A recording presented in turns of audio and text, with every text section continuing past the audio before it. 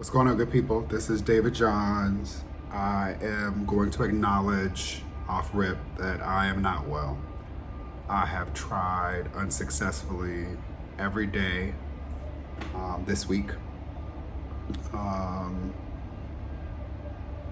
Actually, every day since December 5th, which is when I first learned about Gabriel. I've tried every day since learning about Gabriel and what happened to Gabriel as a result of our negligence and the collusion of ignorance and hate. I've tried every day to record a video to talk about what happened to him. And I find myself overcome with feeling simultaneously so enraged that I just want to break something, and so sad that I just want to cry. And to be clear, like I told my kindergartners and my third graders, real men cry, so judge your mama.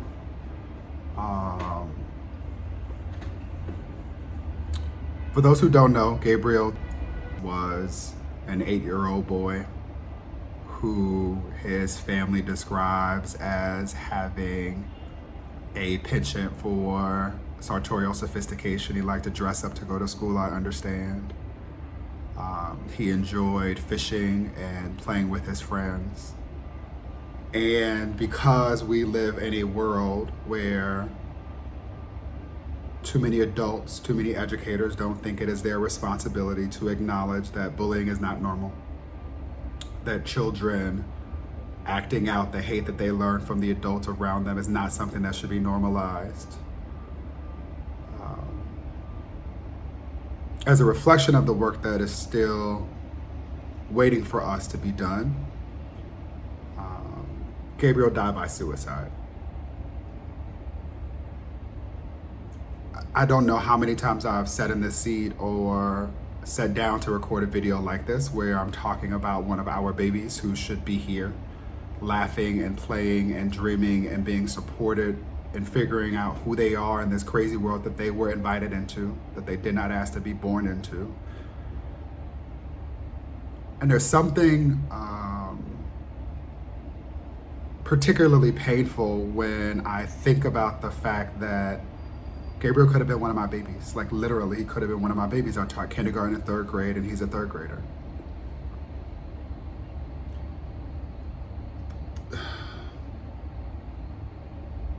I cannot imagine the fear and anxiety and terror and trauma that Gabriel had to live through. I'll share this, something that continues to stick with me. The 8-year-old loved to sing and dance and fish with his mother and play games with his father. So some of y'all can stop with gayness is a thing that happens when boys don't have their fathers around them, because that wasn't the case here.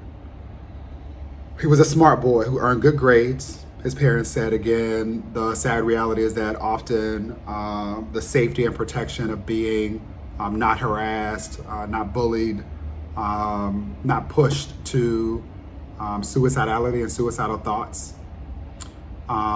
is often reserved for kids that demonstrate goodness by getting good grades and doing things other than just simply showing up. And that, again, is not the case. So just highlighting that we have to do a better job of dealing with the root issue and not offering up excuses for why it may or may not be justified for a child to not be here. There's never a reason for that. There's never justification for that.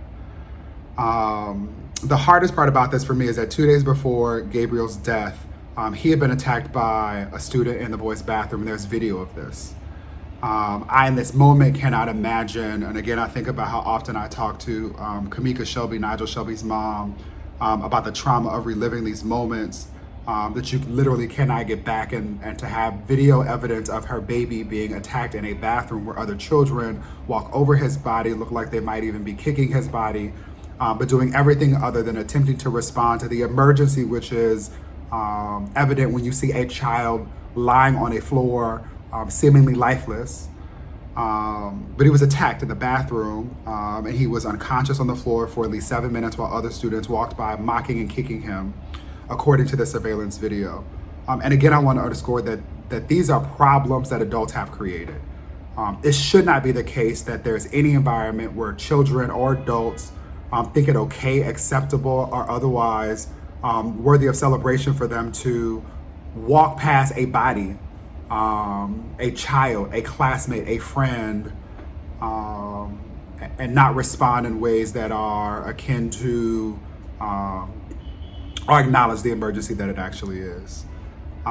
Because Gabriel's parents were unaware of him being attacked at school, and just how bad things were. And again, I will remind those of you who don't know that there is an annual school climate survey that is produced by GLSEN, an organization that we partner with, the NBJC partners with. And the school climate survey underscores the reality that for LGBTQ students, schools are trauma-inducing and terrifying places.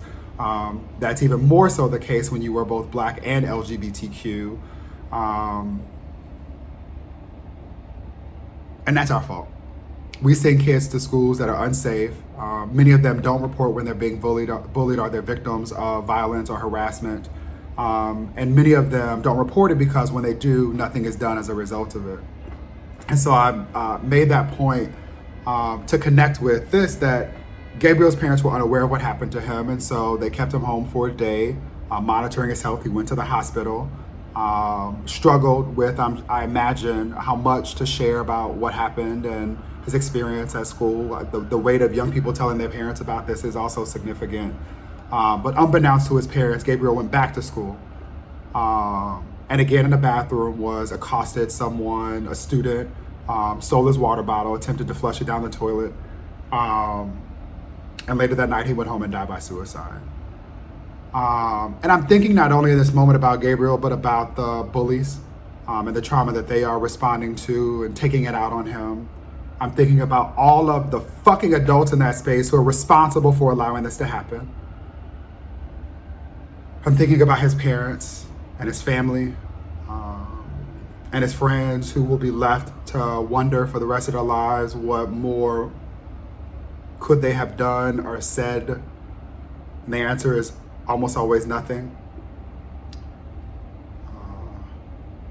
And I'm sitting with the knowledge that we will submit to Congress a report on Black youth and suicide because the Congressional Black Caucus thought it important enough to establish an emergency task force to deal with this crisis.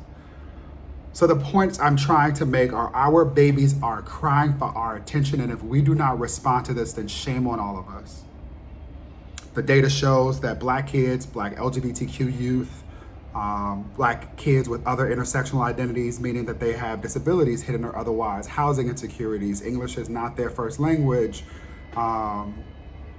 kids that show up in ways that y'all's president continues to attack because it makes him money in a country that is built on racism, causes our babies to go through things that they should never have to endure.